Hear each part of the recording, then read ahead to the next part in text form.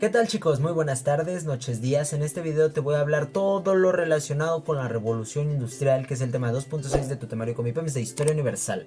Muy bien, quiero decirte, este video es largo, no te concentres nada más en lo que ves en las diapositivas, concéntrate en lo que digo y lo más importante, entiéndelo, ¿vale?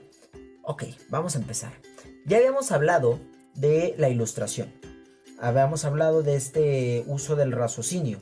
Obviamente esto generó, es una de las consecuencias, anótalo ahí, es una de las consecuencias de la revolución, que es una de las causas de la revolución industrial.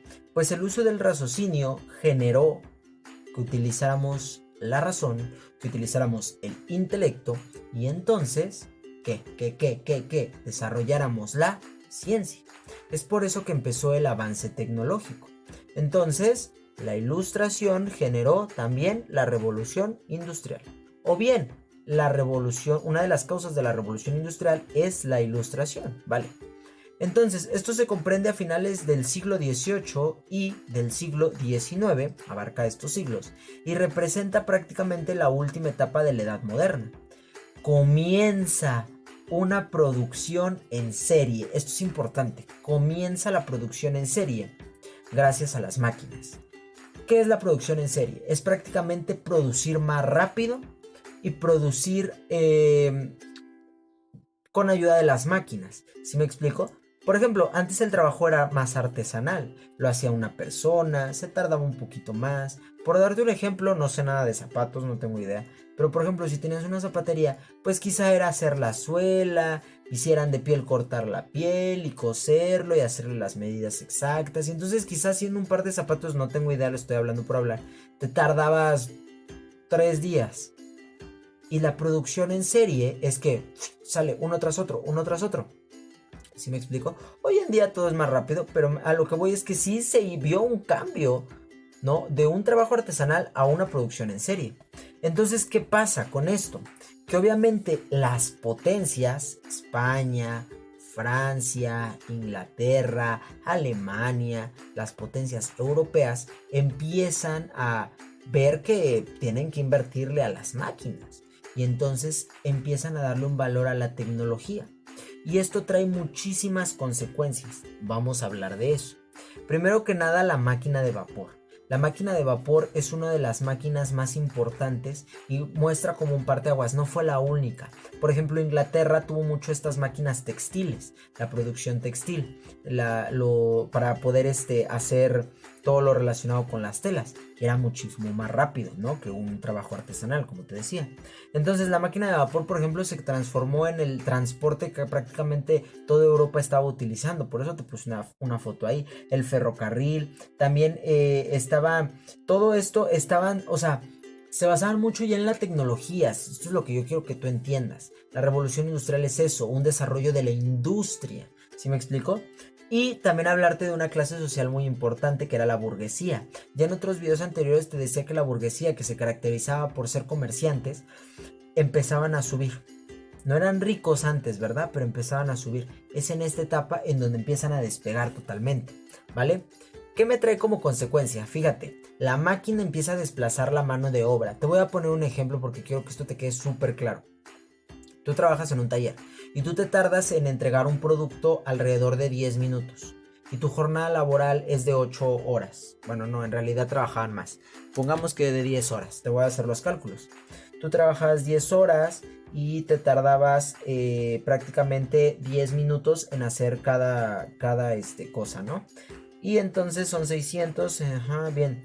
Tú al día entregabas 60 productos, ¿vale?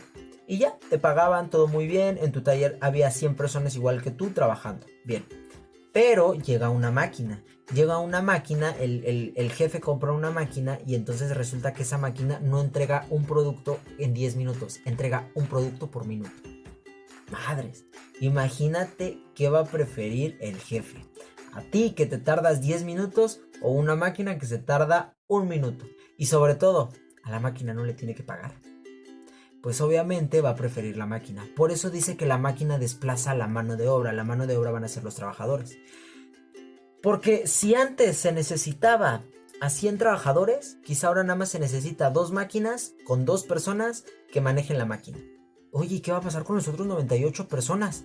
Los van a correr. ¿Sí me explico? Entonces, los artesanos empiezan a abandonar el taller y se convierten en obreros. Pues empieza el desempleo. ¿De qué voy a vivir? Me reemplazó una máquina. Pues ahora tengo que buscar en otras empresas, bueno, en otras fábricas, trabajo. Surge la desigualdad entre el capitalista y el proletariado. Ahorita te explico esa parte. Pero sobre todo la migración rural a las zonas urbanas, ¿sí? Se empiezan a crecer las ciudades industriales. ¿Por qué? Porque prácticamente por el desempleo la gente empieza a migrar. ¿Hacia dónde? Hacia donde están las fábricas. Pero esto fue a un ritmo que no se esperaba. Entonces, las zonas urbanas empiezan a crecer muchísimo. Pero como no fue un crecimiento planeado, entonces este crecimiento trae como tal un desorden. ¿Sí me explico? Imagínate que mucha gente empieza a llegar a un lugar, pero no se estaba planeando su llegada. Entonces, ¿qué va a pasar? Pues desgraciadamente se van a volver zonas urbanas mal planificadas, lo cual va sin servicios básicos, con vandalismo, con inseguridad. ¿Por qué? Porque la gente está muy necesitada. Entonces empiezan a haber prácticamente malas condiciones y se empiezan a marcar estas clases sociales. Pues los trabajadores vivían en barrios peligrosos, barrios descuidados, barrios sin servicios. Y los jefes de las fábricas, que ahorita te voy a hablar de ellos, empiezan a vivir en las zonas más lujosas. ¿Sí se entiende? Ahora bien, todo esto también desencadena que los artesanos, como te dije, se vuelven obreros. Pero las condiciones de trabajo eran malísimas, malísimas. Te voy a poner un ejemplo. Tú eres el dueño de una empresa y tú nada más necesitas a, no sé, 10 personas. Pero afuera hay 1000 personas que quieren el empleo. Entonces tú les dices, mira, te voy a pagar 5 pesos porque trabajes 16 horas. Obviamente te van a decir, alguien te va a decir, no. O sea, no voy a trabajar tanto por poco dinero. ¿Y tú qué le vas a decir? Ah, pues no me importa. Allá afuera hay 1000 personas que quieren el trabajo. Alguien por necesidad va a acceder. ¿Sí se entiende? Entonces, por eso, salarios ultra malos, ¿sí me explico? O sea, salarios muy injustos, condiciones laborales súper injustas. ¿A qué me refiero con muy injustas? El lugar, las minas, por ejemplo, las fábricas eran sumamente insalubres. ¿Sí me explico? No tenías ningún tipo de seguridad social. ¿A qué me refiero con eso? A que no estaba, nada te protegía, no había leyes que protegieran a los obreros. ¿Sí? Si a ti te pasaba un accidente, aparte de que te pasaba el accidente, te corrían. ¿Sí me explico? ¿Por qué? Porque imagínate que te cortabas una mano con una máquina. Híjole, no manches, me ensuciaste la máquina y aparte ya no tienes mano, no, pues ya no me sirves para trabajar, estás despedido. Oiga, lo voy a demandar. ¿Con quién? Si ni siquiera tienes ningún tipo de derecho laboral. No, ¿de qué hablas? Eso no existía. Trabajaban niños, trabajaban mujeres y obviamente por ser niños y por ser mujeres les pagaban menos y trabajaban muchísimo. Había jornadas laborales de hasta 16 horas. 16 horas por, como te dije, sueldos muy bajos, ultra bajos. Entonces, bien, todo esto genera pobreza, como te decía. Todo esto genera delincuencia. Todo esto genera muy malas condiciones en las cuales la gente vivía. ¿Ok? Bien, una vez que ya estás entendiendo el contexto, nos vamos a ir a que entonces esto genera dos clases sociales muy marcadas. La primera van a ser los capitalistas y los segundos van a ser el proletariado. El proletariado van a ser los trabajadores y el capitalista el dueño del capital. Quiero que entiendas muy bien qué es el capital. El capital es el dinero, pero también son los medios de producción. Anótalo ahí. Un medio de producción es prácticamente las máquinas, las herramientas con las cuales vas a producir. Por ejemplo, te voy a poner un ejemplo. Imagínate que tú trabajas en una empresa de juguetes. Tú todo el día estás haciendo muñecas. Todo el día estás poniéndole la cabeza a las muñecas y lo pones en la banda elástica. Cabeza y lo pones en la banda elástica. Lo pones y todo eso. Bien. Imagínate que al día tú le pones 1000 cabezas a 1000 muñecas. Y te pagan muy poco. ¿Por qué tú no te llevas gran parte de eso? Imagínate que al día te pagan, no sé, 200 pesos. Pero oye, una muñeca cuesta 300. Y yo hago 1000 muñecas. ¿Por qué yo no gano 300,000? Hasta suena tonta la pregunta. Tú me vas a responder, pues porque no eres dueño de la empresa. Eso es el capital. Porque tú no compraste el plástico con el que se hizo la muñeca. Porque tú no eres dueño de las máquinas que, no sé, transportan las muñecas. ¿Sí me explico? Tú no eres dueño de nada de eso, tú no eres dueño del capital. Tú solamente eres un trabajador, tú solamente ofreces tu mano de obra. Es ahí cuando se empiezan a marcar las diferencias. A pesar de que el capitalista no trabaja como tal, él se lleva la gran parte del dinero porque él pone el capital, él pone las máquinas, él pone el dinero, él pone toda la infraestructura. Ajá. Es por eso que entonces él se lleva la mayor parte del dinero. Aunque la mayor parte del trabajo lo hace el trabajador, el proletariado, pero él se lleva la menor parte del dinero. ¿Por qué? Porque él solo ofrece su mano de obra. Él no tiene nada más que ofrecer que su trabajo. Entonces es aquí cuando se marcan estas diferencias. Espero ya las estés entendiendo un poquito más. Entonces, el capitalista, dueño del capital, se lleva la mayor parte del dinero simplemente por ser el dueño. El proletariado son los trabajadores, malas condiciones laborales, salarios bajos, y aunque hacen la mayor parte del trabajo, no se llevan la mayor parte del dinero, pues solamente ofrecen su mano de obra. Y entonces a este sistema, a este modo de producción, un poco pues desigual, lo vamos a llamar capitalismo. Ahora entiendo por qué siempre dicen que abajo el capitalismo, porque suena muy injusto. Recuerda que esto nada más es una probada, realmente falta muchísimo más por entender. Pero entonces el capitalismo empieza a crecer y te hablé hace rato de la burguesía. La burguesía empieza a crecer. Esta clase social que eran comerciantes son los que se volvieron los capitalistas y empiezan a crecer, empiezan a tener mucho dominio económico, mucho poder, ¿sí? Entonces esto se le llama capitalismo y el capitalismo entonces se empieza a apoyar del liberalismo económico. Este es un tema que ya he explicado, pero lo voy a volver a explicar. El liberalismo económico es la no intervención del Estado en la vida económica. Es prácticamente esta exigencia de que el gobierno no debe de meterse en la vida económica. Pues al capitalista le empieza, como empieza a vender mucho, empieza a decir, bueno, ¿por qué no me expando? ¿Por qué no llego a otros países? ¿Por qué no atravieso esas fronteras? Entonces apoyan mucho el liberalismo económico. Es una ideología que favorece el crecimiento del modelo capitalista. El liberalismo económico y el capitalismo van a ir de la mano, ¿sí? Se refiere a prácticamente dejar que la economía se maneje sola. Es la llamada mano invisible, ¿sí? Sin ciertas regulaciones por parte del gobierno. Simplemente deja que solita se domine, ¿vale? Entonces esto es el liberalismo económico. Lo vamos a volver a retomar cuando hablemos del neoliberalismo. Y entonces tú dirás, oye, pero esto suena muy injusto.